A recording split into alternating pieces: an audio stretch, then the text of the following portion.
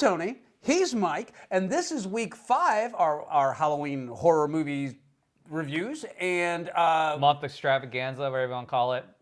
It's on the thumbnail. We decided on a name already, but we're doing 2020's Anything for Jackson. I'm gonna call this kind of like a black comedy horror type of thing because there are some comedic moments in this thing. Yeah. The bumbling of our main characters is quite humorous, and some of the situations they get into are quite humorous. Some of the kills are quite humorous. This is a dark movie.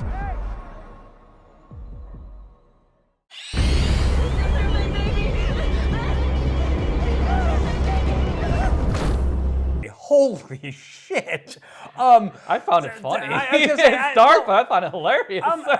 Well, just to set it up, there's a doctor and his wife. Their daughter has passed away. They were raising their grandchild, whose name is Jackson, and Jackson died in a car accident.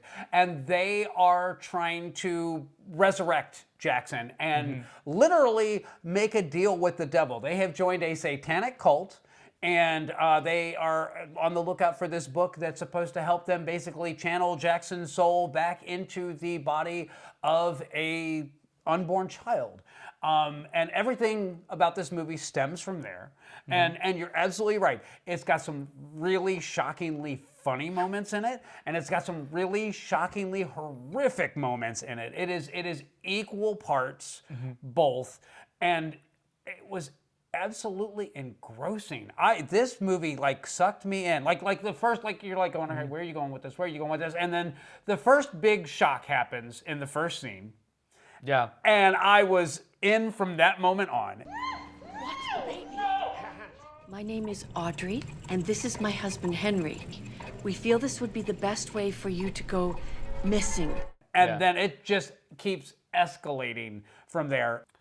And yeah, it's jacked up. I love the DIY nature of their journey through the occult. Yes. Where they get the book and you see the wife bringing back a crow from the dead. Yeah. Which is cool. And I like the scenes too, but I wish they would have done a little more with the coven, the witch's coven. The meeting, the meeting where they went, it looked like they were at the library. In the back of a library. Yeah, one of their public rooms, and like the whole group there. And then you've got like the politics of the infighting of the group. Yeah. Like, the girl that's running the group, she doesn't really believe this. She's not a real Satanist. I'm a real Satanist. I should be running this. It was shockingly relatable and kind of harrowing at the same time. So I love the fact that the one who gets chastised for like going to grab to the snacks. Before the meeting's over with. Yeah, my boyfriend made those. They're for after the meeting. It's because I can imagine that's how like a modern day Satanist group would be. It's like very book club of the month type of deal. Yeah, that's exactly how it felt. But instead of reading the book, we're talking about Satan or whatever and doing spells and how to properly curse people, and it's. This movie has a really weird tone, but it's a really enjoyably weird tone. And I'm not saying weird, and I mean like I've never seen anything quite like it.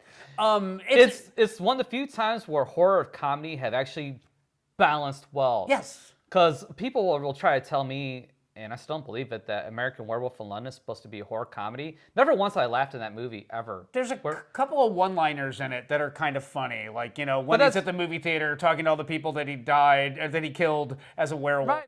Gerald's the man you murdered on the subway. We thought it best for you not to see him, as he's a fresh kill and still pretty messy. Yes. I do look most unpleasant. But like, it's billed as like a horror comedy. I'm like, no, you're not. This is a horror comedy. Yeah. This works for me. It's not on the same scale as like Shaun of the Dead. It's not like that where that's a comedy with horror elements. This is actually a legit horror film with some really laugh out loud moments in it. Yeah. That's the best way I can explain this one. And I will also say that there's some genuinely creepy visuals in this. Yes. There were several times that I had that jump, like where the hell did that come from? But it all just works. Everything about this movie is where was this made? Who made this? What do we know about this movie? Because whoever this guy is, I want to see more by him. I was genuinely impressed. And if this is, Yeah. So the only thing I really know is that it came out in a film festival and then was picked up by Shudder. I'll throw who he is up here.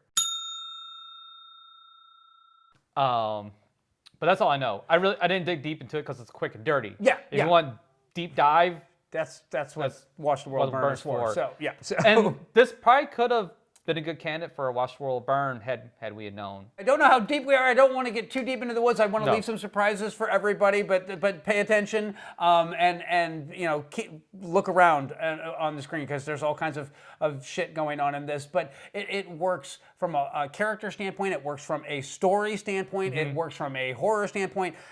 Again, it works from a comedy standpoint. This movie fires on all 8 cylinders. One thing I want to say is I like the scenes where the people that die, their death gets recreated over and over again. Yeah. And I love the part where they get to the point where they get desensitized to it. And they're just kind of ignoring it. It's like, yeah, it happens every 30 seconds now, just whatever. I love that aspect of it. That was one thing that was most definitely. It was disturbing, but I'm laughing at it at the same time, and I feel kind of bad for laughing at it. I was like, what does this say about me that I'm giggling? So I don't it's know. a well done, it's a well executed movie. And I will also say this, pay attention during the last 15 minutes. You will know what happened at the end, but if you're not paying attention, you're going to miss it. And that's all I'm going to say about the ending of this film. Fair enough. Recommend. Absolutely. Right. Absolute recommend for me. It's an absolute rent. Not quite a buy, but absolute solid recommend. If you guys spend $6 to rent it, which you don't have to, you can watch on Shudder if you have Shudder, and if you don't have Shudder, get the 7-day trial and watch it. Just remember to cancel when you're done. I was going to say, was it $2.99 to rent? I don't know. We got it on Shudder. Oh, I don't know. So Anyway. and even then, again, even $6, it's worth the $6. I'm buying it on it's- Blu-ray, so Well, there you go. So there you have it. all right. So then we got one more week. One more week. All right. Yeah, one more week. So we'll see you next week for the Halloween episode of our Halloween special. Yep. See you then.